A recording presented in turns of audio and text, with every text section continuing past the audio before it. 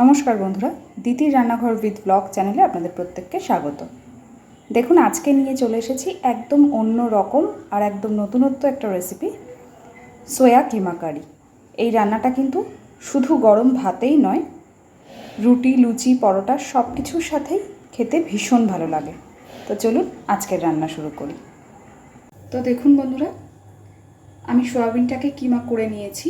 এইভাবে মিক্সিতে অল্প জাস্ট একটুখানি মিক্সিতে গুঁড়িয়ে নিলেই হবে। খুব বেশি সময় ধরে মিক্সিতে দিলে এটা পুরো পেস্ট হয়ে যাবে। একটু খিচ থাকবে। এইভাবে সয়াবিনটাকে আমি কিমা করে নিয়েছি। এবার আমি সয়াবিনটাকে একটু ম্যারিনেট করে নেব। তার জন্য প্রথমেই দিয়ে দেব লঙ্কার গুঁড়ো। এটা ঝাল লঙ্কা গুঁড়ো।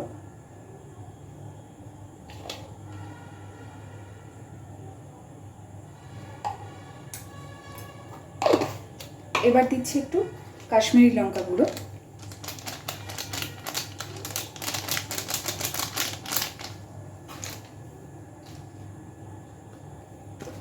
দিচ্ছি অল্প একটু তেল।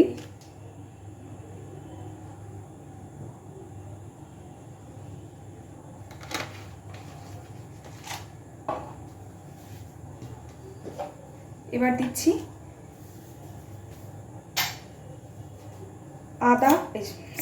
আদা আমি দিইনি, এখানে আদার ব্যবহার করিনি। আমি এখানে নিয়েছি কাঁচা লঙ্কা, পেঁয়াজ আর রসুন একসাথে বাটা।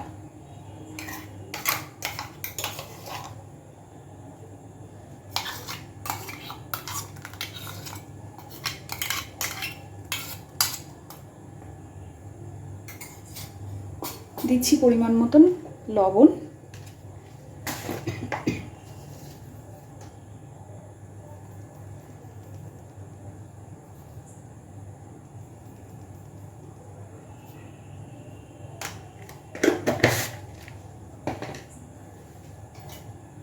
এবার খুব ভালোভাবে এটাকে মেখে নেব।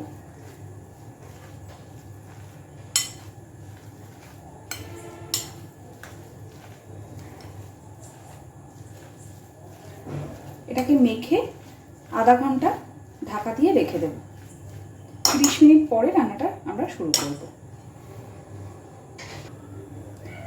দেখুন 30 মিনিট হয়ে গেছে। এদিকে আমি গ্যাসের ফ্লেম অন করে কড়াই বসিয়ে দিয়েছি আর কড়াইতে তেল দিয়ে দিচ্ছি। খুব ভালো করে তেলটা এবার একটু গরম করে নেব আগে।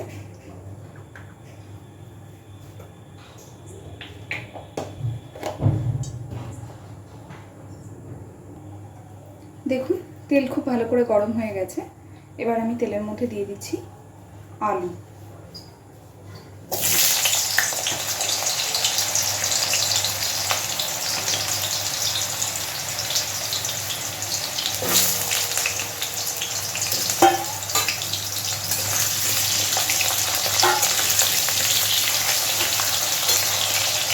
খুব সুন্দর করে আলুগুলোকে ভেজে নেব।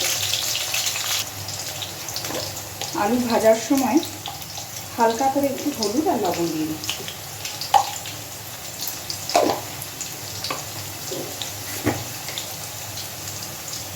লবণটা খুব সামান্য ব্যবহার করছি, কারণ আমি যেহেতু প্রথমে সয়াবিনটা মেখেছি লবণ দিয়ে।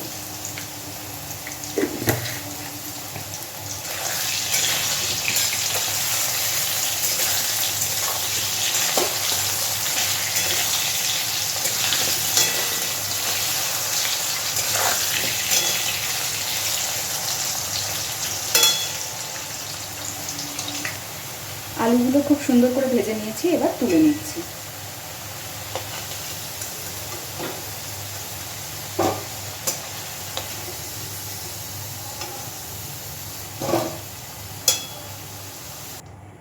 এই তেলের মধ্যে এবার আমি দিয়ে দিচ্ছি সামান্য পরিমাণে একটু ঘি।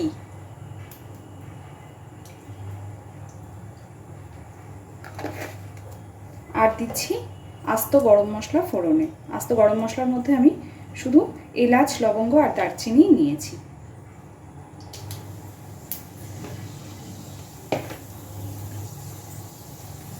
সামান্য একটু চিনি দিচ্ছি আগে, তাতে রান্নার রংটা খুব ভালো হয়।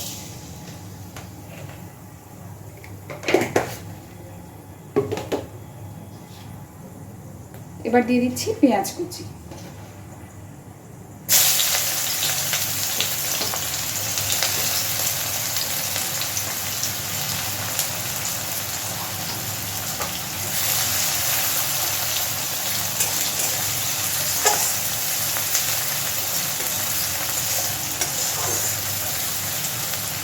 পেঁয়াজটা একটু ভেজে নেব।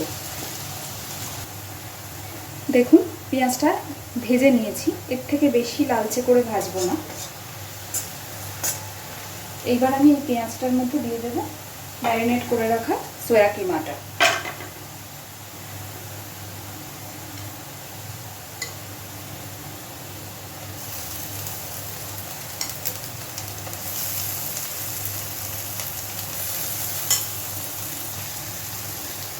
এইবার সোয়া কিমাটাকে খুব সুন্দর করে কষিয়ে নিতে হবে।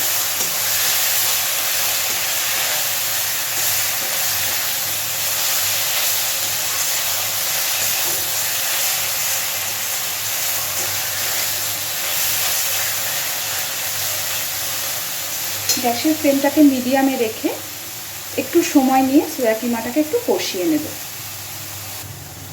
দেখুন বন্ধুরা, অনেকটা কষে নিয়েছি।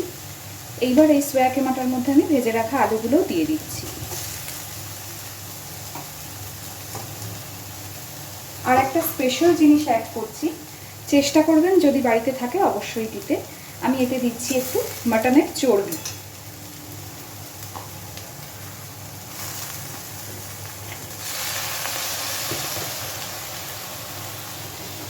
মাটনের চর্বিটা দিলে কিন্তু এই কিমাটার টেস্টটা একদম পাল্টে যায়, বুঝতেই পারবেন না সেটা মাটন কিমা না সোয়া কিমা।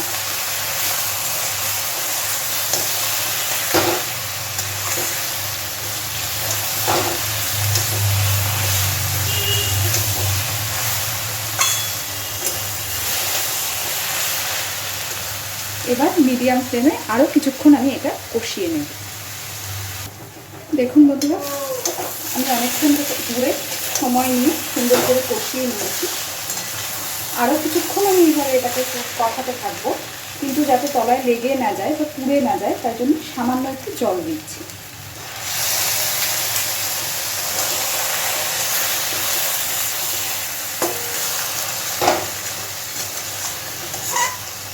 এই সোয়া কিমাটা আস্তে আস্তে যত কষানো হবে খেতে কিন্তু ততটাই ভালো হবে।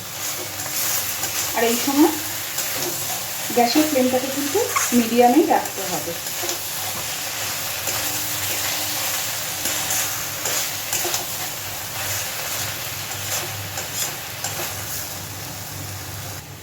দেখুন আমাদের খুব সুন্দরভাবে কষানো হয়ে গেছে। এবার আমি জল দিয়ে দিচ্ছি। খুব বেশি জল দেব না, অল্প একটু জল দেব।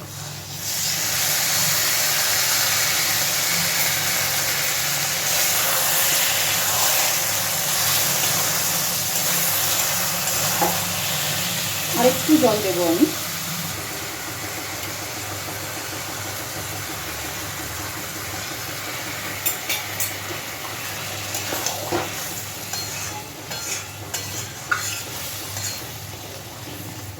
এইবার মিনিট 3 বা মিনিট 5 সময় ধরে এটাকে আস্তে আস্তে রান্না করে নেব।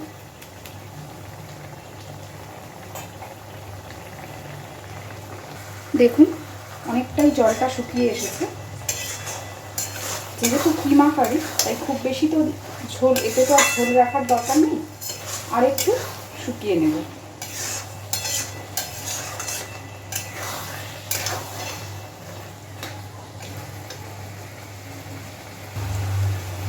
এই সময়তেই আমি দিয়ে দিচ্ছি অল্প পরিমাণে একটু গরম মশলার গুঁড়ো।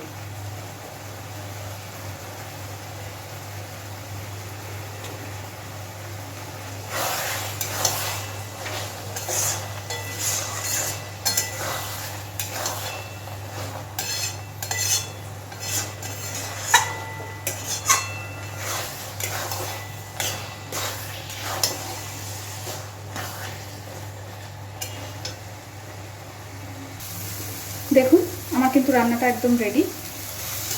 পুরো জল শুকিয়ে মশলা কিমাটা থেকে এবার তেল ছাড়তে শুরু করেছে।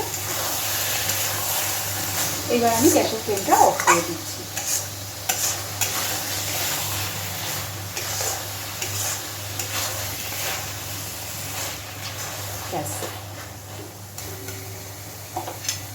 এই রান্নাটা কিন্তু গরম ভাতে বা রুটি, লুচি, পরোটা সব কিছুর সাথেই খেতে ভীষণই ভালো লাগে। আর চর্বিটা দেওয়ার কারণে এটার টেস্টটাও একদম চেঞ্জ হয়ে যায়। তো যদি আপনাদের আমার এই রান্নাটা ভালো লেগে থাকে বাড়িতে ট্রাই করবেন, আর কেমন হয়েছে আমাকে জানাতে ভুলবেন না। আর প্লিজ আমার চ্যানেলটাকে লাইক, শেয়ার এবং সাবস্ক্রাইব করে আমার পাশে থাকবেন। ধন্যবাদ।